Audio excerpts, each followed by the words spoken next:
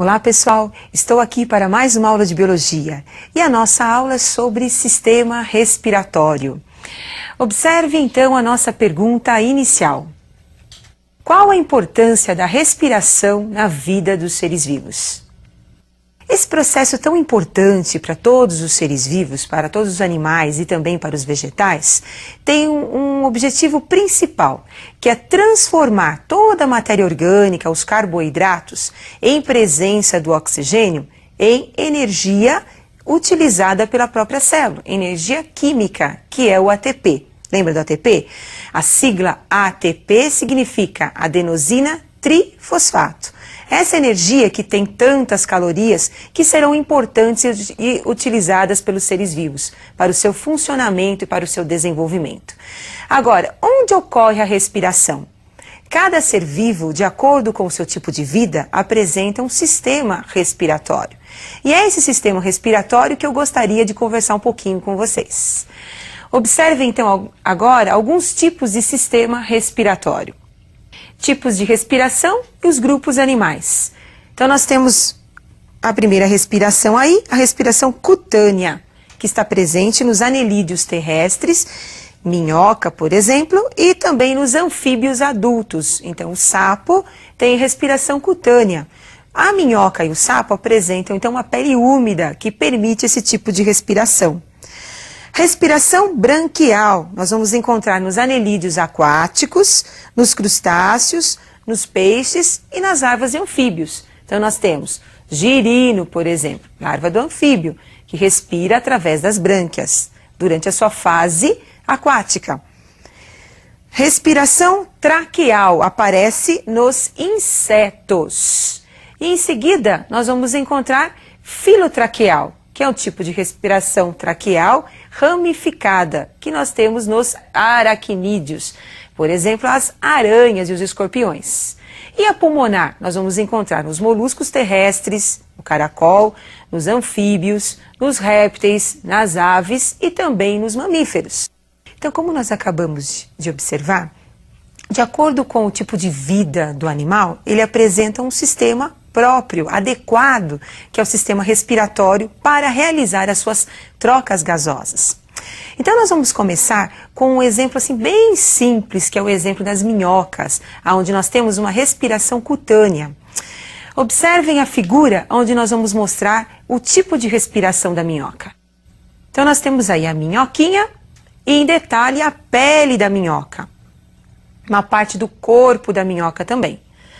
Então observem, nós temos uma cutícula, a cutícula da minhoca é sempre úmida, permitindo então a entrada do oxigênio.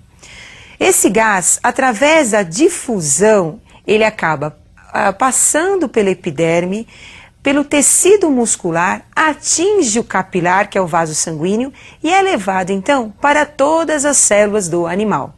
Ao mesmo tempo que você tem a entrada do oxigênio, nós temos também a saída do gás carbônico, do dióxido de carbono, seguindo o mesmo trajeto.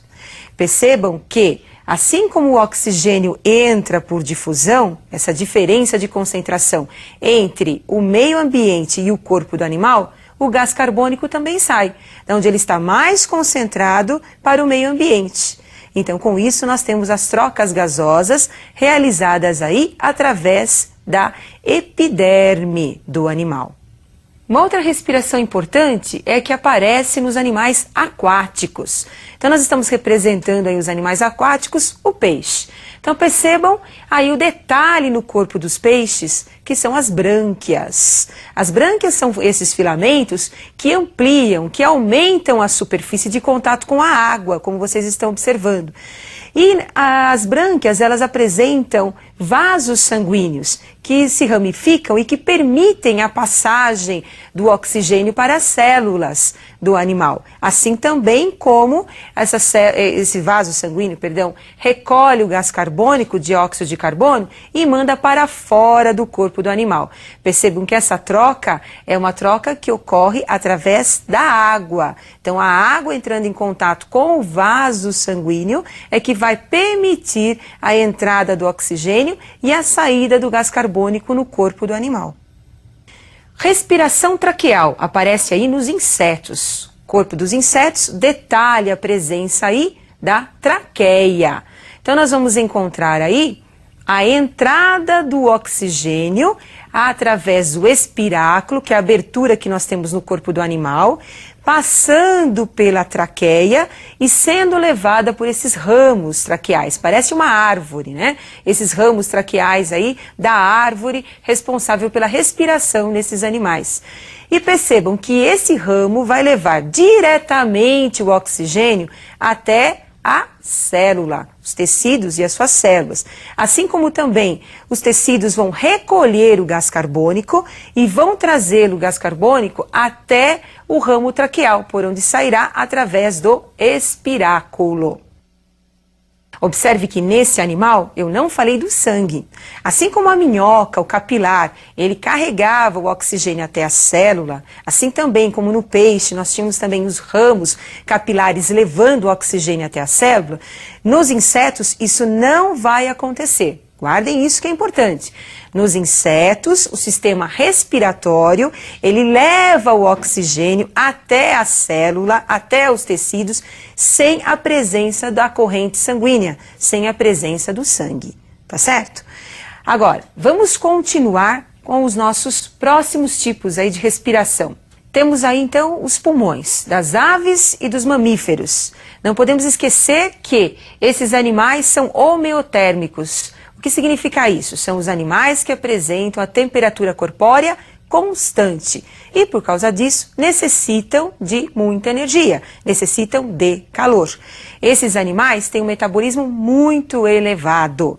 A respiração nas aves e nos mamíferos, elas necessitam de um órgão bem desenvolvido, ramificado, como os pulmões que vocês estão observando. A respiração ela é muito importante e ela conta com muitos órgãos, como nós acabamos de observar.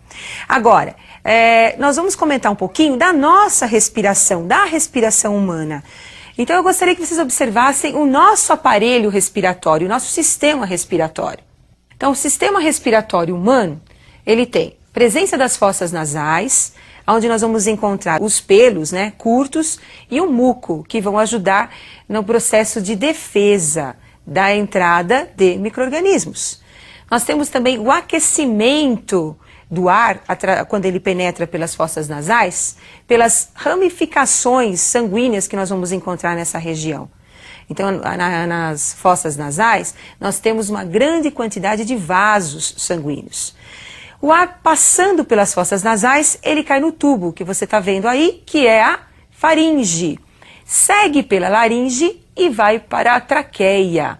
E da traqueia, nós vamos ter a ramificação aí para os pulmões. Então, nós temos detalhe de um pulmão do lado direito, pulmão do lado esquerdo, e nós temos o brônquio, que é uma ramificação aí da traqueia, penetrando internamente nos pulmões.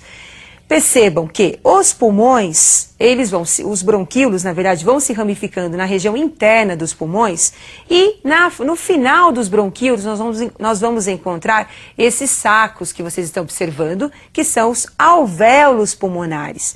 E são nesses sacos que nós vamos encontrar a hematose, as trocas gasosas, a entrada do oxigênio e a saída do gás carbônico. Os alvéolos se ramificam aumentando tanto a superfície do pulmão, que se você for medir a superfície interna de um pulmão humano, nós teremos cerca de 150 metros quadrados de superfície interna do pulmão, e tão ramificado que é nosso pulmão. A importância disso é permitir ao animal buscar maior quantidade de oxigênio para produzir maior quantidade de calor, já que os mamíferos são animais homeotérmicos. Agora, como é que ocorre o controle da nossa respiração? Como é que ocorrem essas trocas gasosas? Então, observem as figuras agora. Então, nós temos aí os movimentos respiratórios. Observem.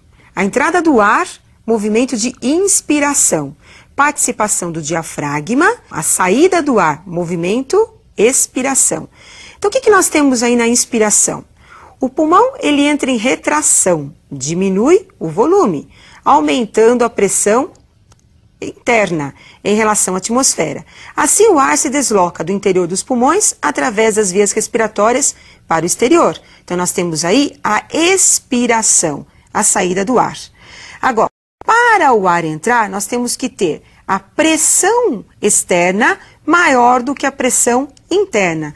Como é que isso vai acontecer? Então, o ar ele vai se deslocar do exterior para as vias respiratórias até os pulmões, para o interior, né, dos pulmões, através dessa diferença de volume que nós vamos encontrar nos pulmões. Então, os pulmões se expandem, aumentando o seu volume, ocorrendo uma queda da pressão interna em relação à pressão atmosférica, permitindo a entrada do ar. Obviamente que essas diferenças de pressões internas e externas são controladas pelo diafragma, pelo movimento do diafragma, também pelo movimento dos músculos intercostais. Mas esses movimentos, eles são controlados também pelo sistema nervoso. Uma região do sistema nervoso importante, que é o centro respiratório, é o bulbo. Detalhe do bulbo. Observem aí a localização do bulbo, na base, né, do cérebro e próximo aí da medula raquidiana. Bom, acabamos de observar todo o nosso sistema respiratório. Agora, como é que ocorre o transporte dos gases respiratórios até as células? Depois da hematose, das trocas gasosas, como é que o oxigênio atinge a célula? Então, observe uma tabelinha bem simples para vocês lembrarem sempre no momento difícil. Então, nós temos aí os gases respiratórios, o oxigênio e o dióxido de carbono, CO2. O oxigênio é transportado 3% pelo plasma sanguíneo, dissolvido no plasma sanguíneo, que é a parte líquida do sangue. E 7% do CO2 é transportado também pelo plasma sanguíneo. 97% do oxigênio é transportado pela combinação com a hemoglobina. Hemoglobina é aquela proteína que nós encontramos no interior das hemácias. A maior parte do oxigênio é transportada pela hemoglobina. Enquanto que o dióxido de carbono, a maior parte do dióxido de carbono é transportada na forma de bicarbonatos, que são sais presentes aí no sangue. Então, como acabamos de observar, a respiração é importante para os seres vivos. E como é importante? Porque através da respiração nós temos a entrada do oxigênio e o oxigênio vai até a célula, onde vai ocorrer o que nós chamamos de combustão, queima do carboidrato. E esse carboidrato, que é a glicose, vai liberar a energia que nós vamos utilizar durante as nossas atividades vitais. Muito bem, e eu aguardo você para a nossa próxima aula de Biologia. Até mais!